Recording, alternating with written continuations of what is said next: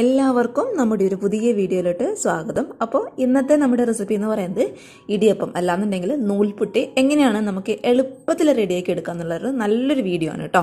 ശരിക്കും ഇത് ഒരു 100% സക്സസ് ആയിട്ടുള്ള ഒരു അടിപൊളി വീഡിയോ ആണ്.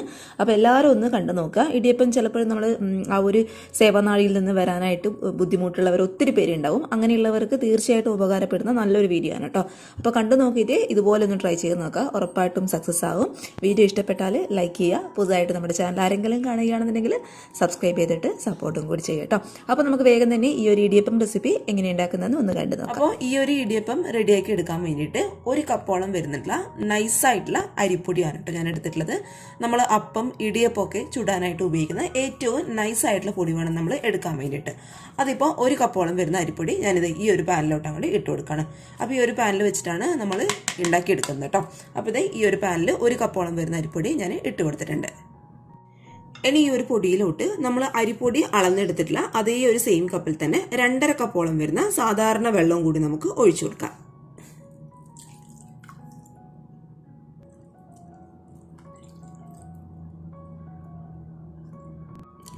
ഇനി ഈ ഒരു പൊടിയിലോട്ട് ആവശ്യത്തിനുള്ള ഉപ്പ്, 1 ടേബിൾ സ്പൂൺ അളവിൽ വെളിച്ചെണ്ണയും കൂടി നമുക്ക് ഒഴിച്ചു കൊടുക്കാം.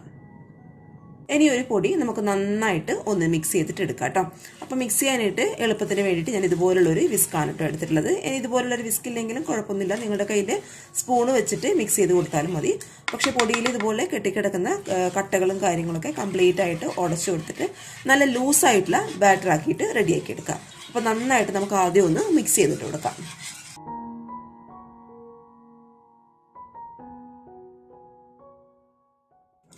ഇനി നമുക്ക് നേരെ സ്റ്റൗവിൽ വെച്ചിട്ട് നന്നായിട്ടൊന്ന് ചൂടാക്കിയിട്ട് എടുക്കാം കേട്ടോ.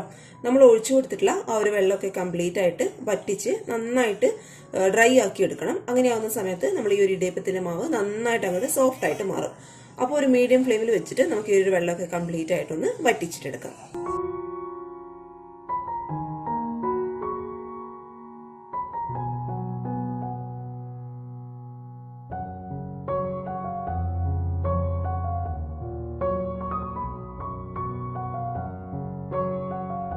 അപ്പോൾ ഇത് നമ്മുടെ മാവിലുള്ള വെള്ളമൊക്കെ വറ്റി ഈ കറക്റ്റ് ഈ ഒരു പരുവത്തിലായിട്ട് കിട്ടണം കേട്ടോ.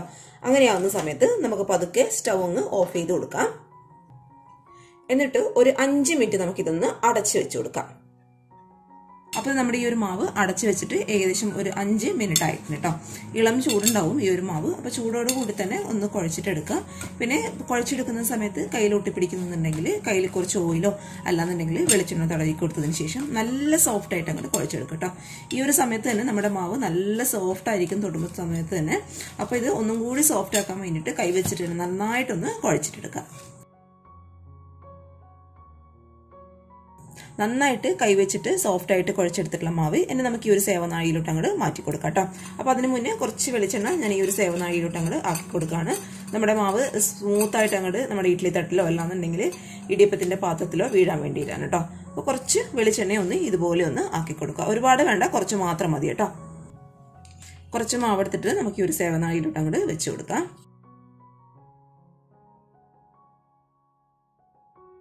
ഇതുപോലുള്ളൊരു തട്ടിലോട്ട് അങ്ങോട്ട് പിഴിഞ്ഞു കൊടുക്കാം കേട്ടോ.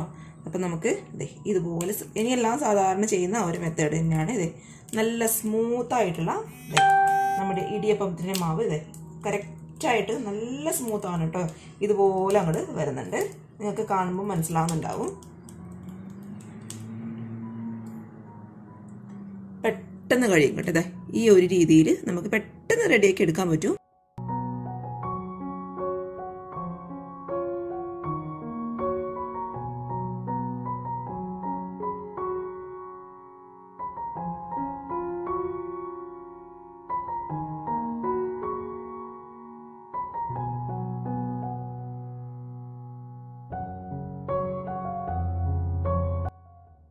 ഇനി ഇതിൻ്റെ മുകളിലോട്ടായിട്ട് കുറച്ച് തേങ്ങ ഞാൻ ഇതുപോലെ അങ്ങോട്ട് ഇട്ട് കൊടുക്കുകയാണ്. ഇനി സ്റ്റീമറിൽ ആവശ്യത്തിന് വെള്ളം വെച്ചിട്ട് നമുക്ക് ഓരോ തട്ടും ഈ ഒരു സ്റ്റീമറിൻ്റെ ഉള്ളിലോട്ടായിട്ട് ഇതുപോലെ അങ്ങോട്ട് ഇറക്കി വെച്ച് കൊടുക്കാം കേട്ടോ. എന്നിട്ട് സ്റ്റീമറിൻ്റെ അടപ്പിട്ട് ഹൈ ഫ്ലെയിമിൽ കറക്റ്റ് ഒരു 5 മുതൽ 7 മിനിറ്റ് വരെ, അപ്പോഴേക്കും നമ്മുടെ ഇടിയപ്പം നന്നായിട്ട് അങ്ങോട്ട് കുക്കായിട്ട് കിട്ടും. അപ്പോൾ ഇത് ഇത്രയേ ഉള്ളൂ. നല്ല സോഫ്റ്റ് ആയിട്ടുള്ള നമ്മുടെ ഇടിയപ്പം ഇവിടെ റെഡി ആയിട്ടുണ്ട്.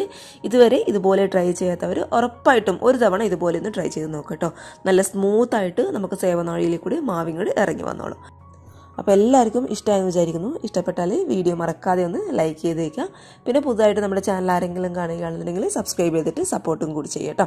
അപ്പോൾ നാളെ ഇതിനേക്കാൾ നല്ലൊരു വീഡിയോ ആയിട്ട് കാണും വരെ thank you for watching Simna's food world. By.